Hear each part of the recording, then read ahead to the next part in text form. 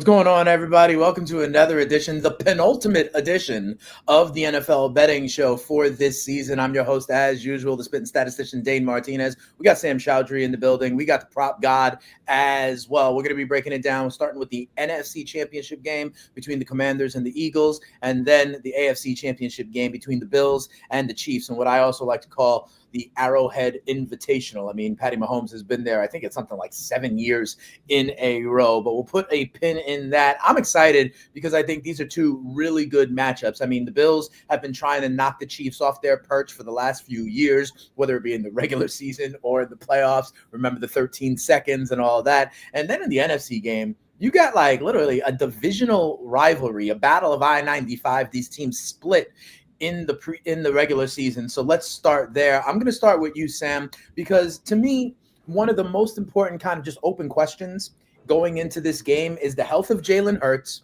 and the idea of the effectiveness of the passing game for the Philadelphia Eagles. I mean, A.J. Brown and Devontae Smith, I think they combined for something like 37 yards in that win against the Rams. Obviously, it was snowing, but the Hurts passing prop has gone all the way down into like the 160s, the 170s. We'll see if he can bounce back. And I know you are on someone that is not necessarily one of these wide receivers, but another element of the Eagles passing game. Yeah, we've sort of seen with Dallas Goedert, really since he's been back, he's sort of been just that steady, consistent force in the intermediate area of the field. I thought it was pretty encouraging that even when they rested their starters, they sort of let Dallas Goedert still get run with the backup. He was on the IR for a while, getting him ramped up in the postseason.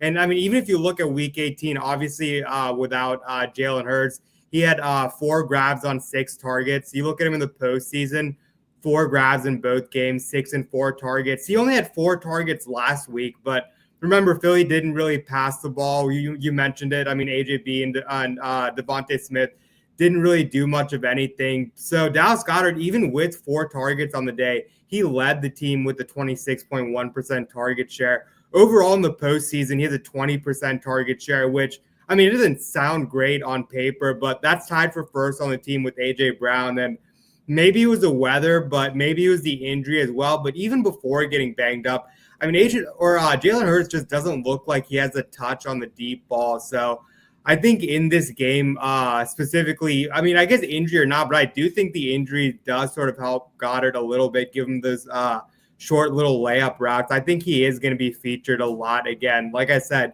back-to-back 4 grabs in the postseason, tied for first in target share. And then we love this matchup as well. Washington was a secondary that we were sort of picking on for the wide receiver, sort of carrying over from last season. But their secondary did sort of bolster down. We know they got Marshawn Lattimore. I mean, he's not nearly the same player as he used to be. But overall, they have been a bit tougher on outside wide receivers. And even the matchup itself is pointing toward another pretty solid game for Goedert.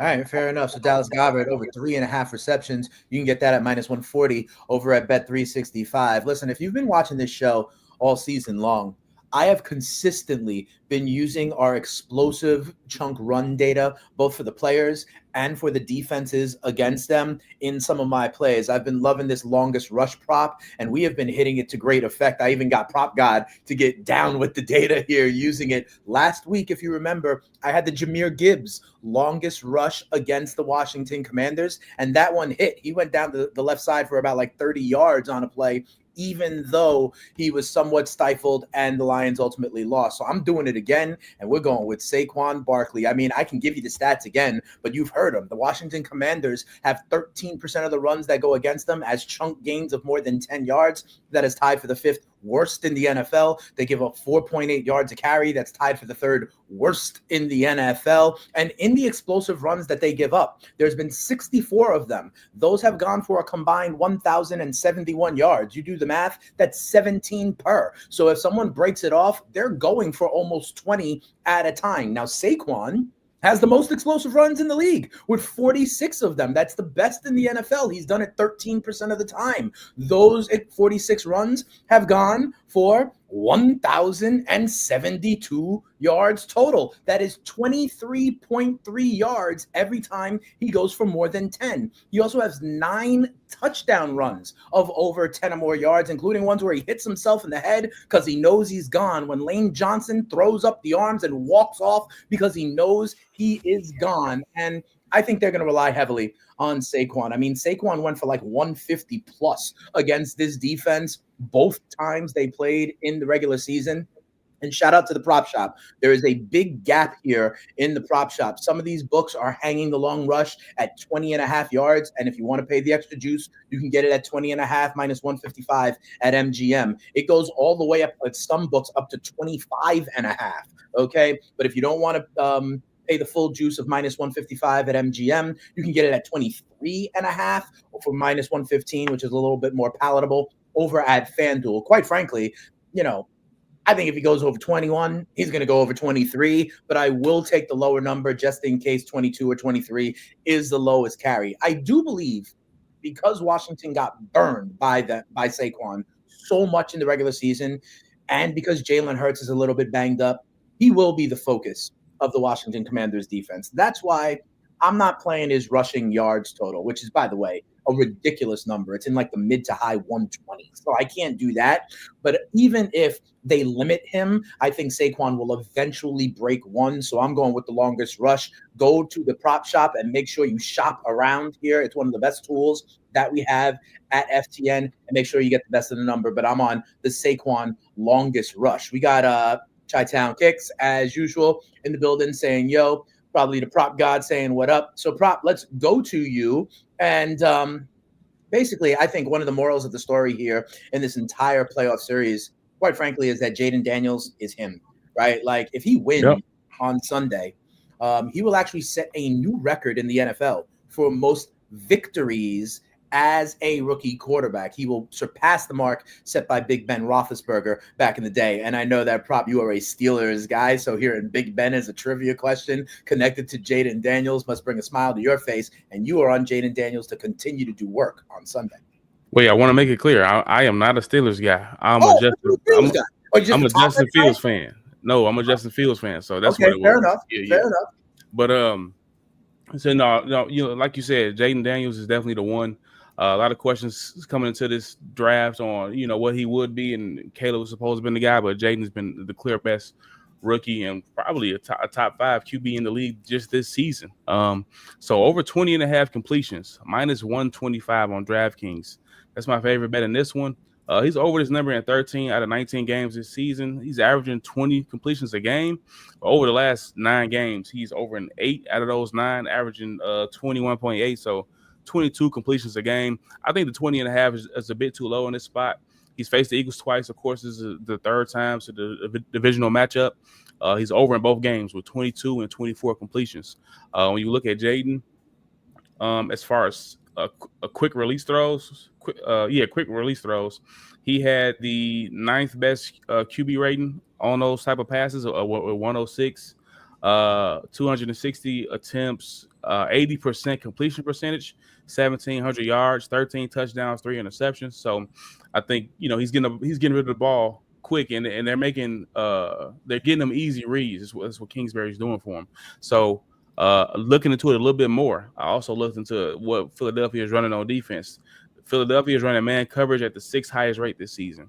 You look at Jaden Daniels against man coverage. Of course, everything is from Stats Hub.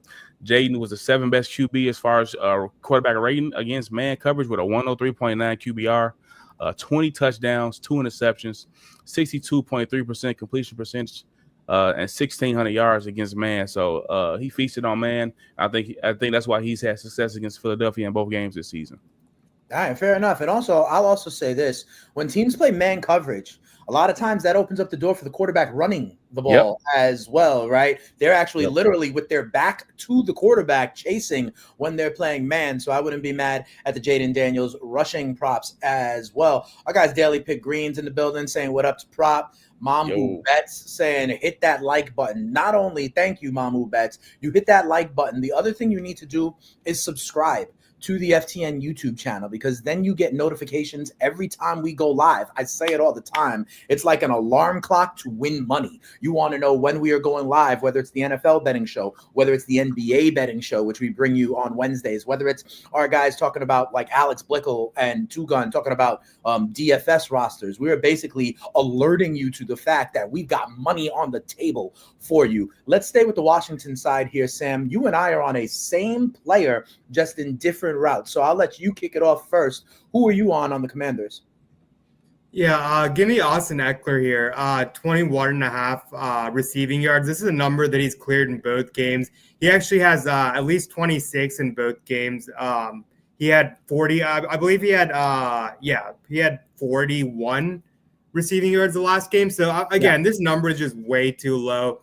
You look at him, I mean, even against Philly the last time they faced each other, he missed the second game, obviously. But, I mean, he was targeted 9 times, caught 8 balls for 88 yards. And Philly, I mean, we had them closing out the regular season as the number 1 defense overall. They were second in both against the pass and the rush. So I don't think this is a great spot for Brian Robinson or the run game in general. And we know that Eckler has always been the pass catching, hurry up offense sort of back. And you look at him throughout the postseason, he's currently third on the team in target share behind only Scary Terry and De'Ami Brown. So, and he, like I said, he's cleared this easily in both games, and he's only playing around 40% of snaps. Yes. But we did see against Philly, we saw him have, like I said, season highs across the board in targets, receptions, receiving yards. And I don't really see that changing. I think Olamide Zaccheaus is also sort of banged up. So that should just lead to more volume for Eckler. I expect him to be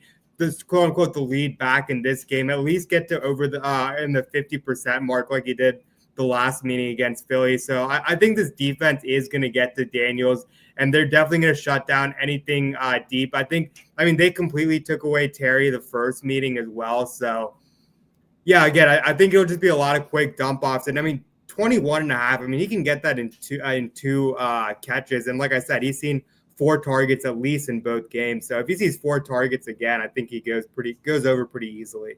Yeah, listen, Sam, I love what you're talking about. I just took a slightly different tact on this because I think he could get it either way, right? So I'm on Austin Eckler, rushing and receiving yards, and the number over at Caesars is only 43 and a half. I love a lot of what you're saying. First of all, the Philly run defense is top 10 in a lot of categories. I think they could shut down Brian Robinson. You mentioned them on the back end, right? 2 defensive rookie of the year candidates in DeJean and Quinyon Mitchell. You go on over to Stats Hub. On throws that go over 20 yards or more, the Philadelphia Eagles actually only allow a 24% completion percentage. That is the second best in the NFL. I love what you said, Sam, about the snap share. He was only at 37%, 47% snaps in the last couple of games. Remember, he was coming back from a concussion, his second concussion of the season in these 2 games. But in the middle of the season, he was at more like 65% snap share. So in games, there is precedent for him being on the field. And I think this is the kind of game where he is going to be on the field. Like you said, Sam,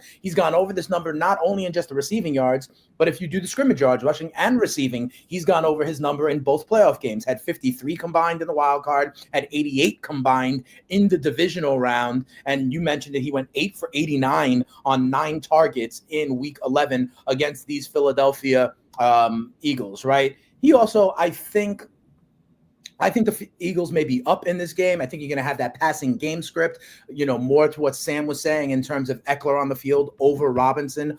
Over at FTN, we project him to have a combination of 56 yards. That is a 7% edge. And another reason I'm going with the rushing, I mean, listen, he had 47 yards on the ground in the wild card matchup against Tampa Bay. So that almost gets it there by just the rushing. He had 27 yards on the ground against the Rams. Against Detroit in the divisional matchup, right? So I think the run game is also there, and I like him doing it on the combination. So give me Austin Eckler over 43 and a half yards against the Philadelphia Eagles. Let's turn our attention now to the AFC Championship game. We each have one play for you on the AFC Championship game. I'm going to go right back to Prop. And Prop, you've got, another, Sam and I were talking about Austin Eckler kind of as a passing down back. One of the biggest surprises that happened for me in Kansas City last week against Houston is I thought we were going to see more Pacheco.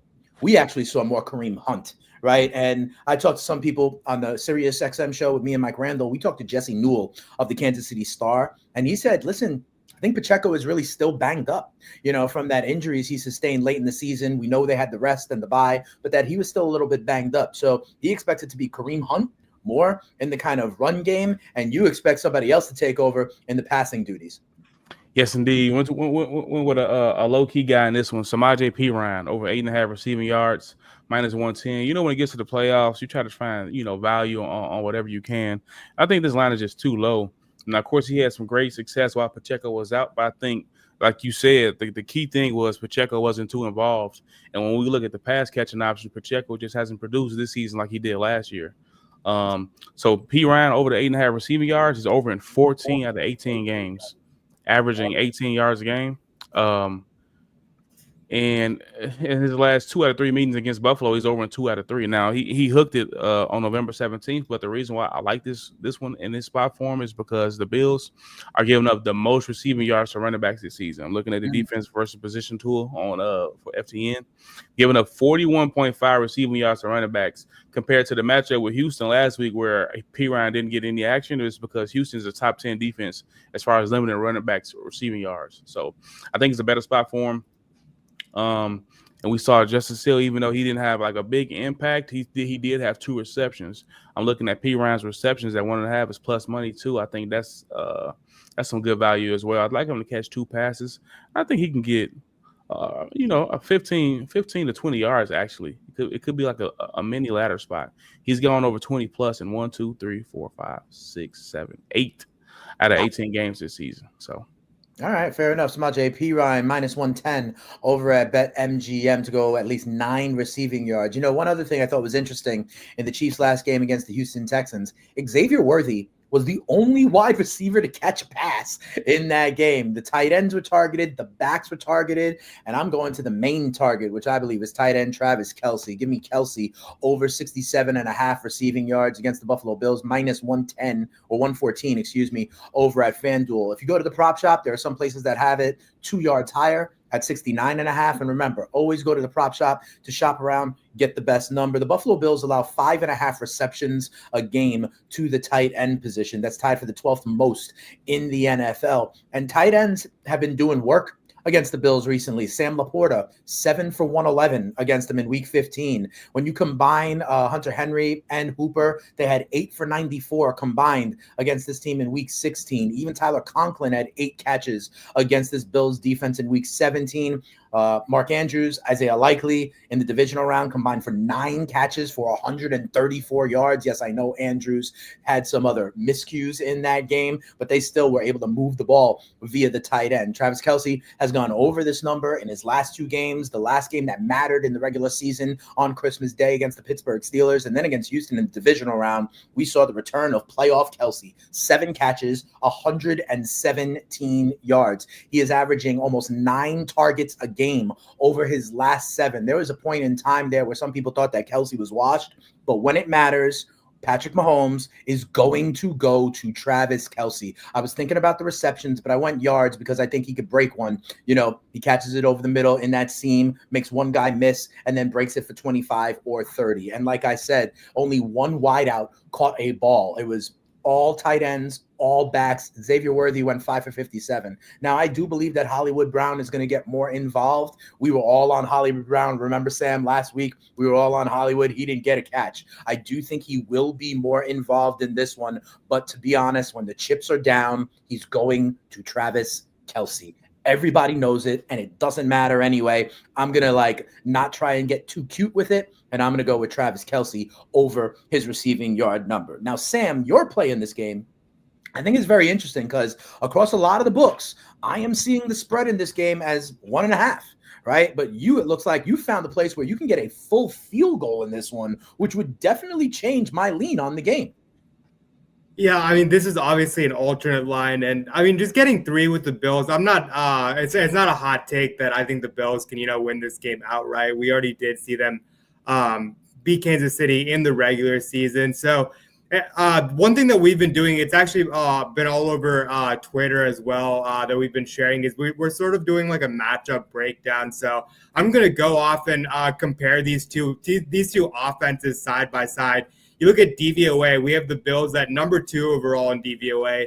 Kansas City down at 8. I mean, I'm saying down at 8. It's still a top 10 offense. Don't get me wrong. But then you look at EPA per play. We have Bills 2nd overall, KC at 11. So that's a pretty wide gap. And we've seen sort of Patrick Mahomes the past 2 seasons. He hasn't been that same sort of gunslinger guy that we were used to when in his first couple of seasons coming in the league. You look at the yards per play. We have the Bills at 6 overall. And then we have Kansas City way down at 23. So I think if this game does turn to a shootout, I mean, I think Josh Allen is the MVP of the league right now. I do think that I strongly favor the Buffalo offense, and the numbers say the same as well. And then we look at the defense. I mean, Kansas City has a slight edge on defense, but not nearly as significant as the offensive stats I mentioned. You look at DVOA, we have Kansas City at 11th overall, Buffalo at 12th. So you're right there neck and neck.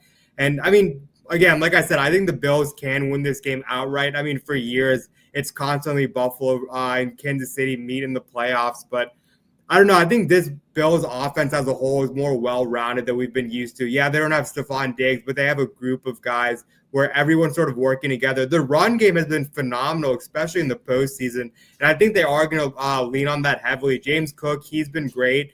I mean, against the Baltimore defense that has shut everyone down, they pretty much imposed their will. And it was a game where Josh Allen didn't have to be superhero Josh Allen, and they still ended up winning the game. But we have seen that in his arsenal. So I think right now, I think Josh Allen is playing at the highest level. I do favor him over Mahomes in this matchup. Again, I favor the offense, the Buffalo offense over Kansas City. And I mean, like I said, I think they can win outright. And if you're giving me a field goal at worst case as a push, I'll grab that all day.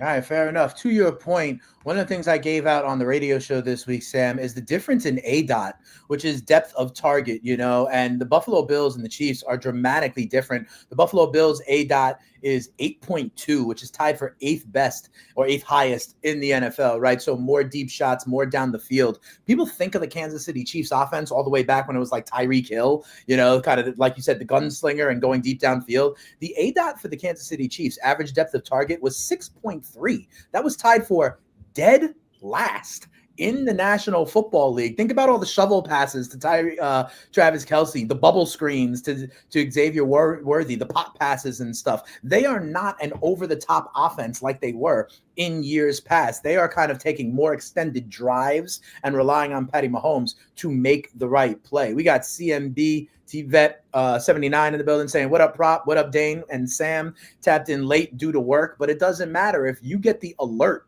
knowing when we go live, you can catch us at any point in time. That's why you got to like. That's why you got to subscribe. And honestly, thank you, everybody. We have been doing this since the beginning of the year, the three of us, giving you guys plays. Hopefully you followed us, tailed us, made some money. Hopefully you also got a better understanding of how we use some of the tools over at Stats Hub to really inform our plays. You got to go on over to FTN Fantasy and become a member. Get access to all of these tools. Get access to the prop shop. Get access to the betting models, the Discord, all of the great content and write-ups that these guys do, because it'll really help your balance over time. So we thank you guys for the entire season. We will have one more episode, not next week, because remember there is a 2-week gap between now and the Super Bowl. But coming up Super Bowl week, we will certainly have stuff for you. We'll have stuff for you on the game. We'll have stuff for you on the totals. We'll have props for you. I will even tell you what color Gatorade I think will be dumped on the winning coach and all of that good stuff as well. So for my guy, Sam Chowdhury, and of course for the prop god out there, make sure you follow these guys on Twitter. Follow me as well. Keep it locked, subscribe, and we'll be back in a couple of weeks with the final Super Bowl edition of the NFL Betting Show. But for now and for the next couple of weeks, we out of here. Peace.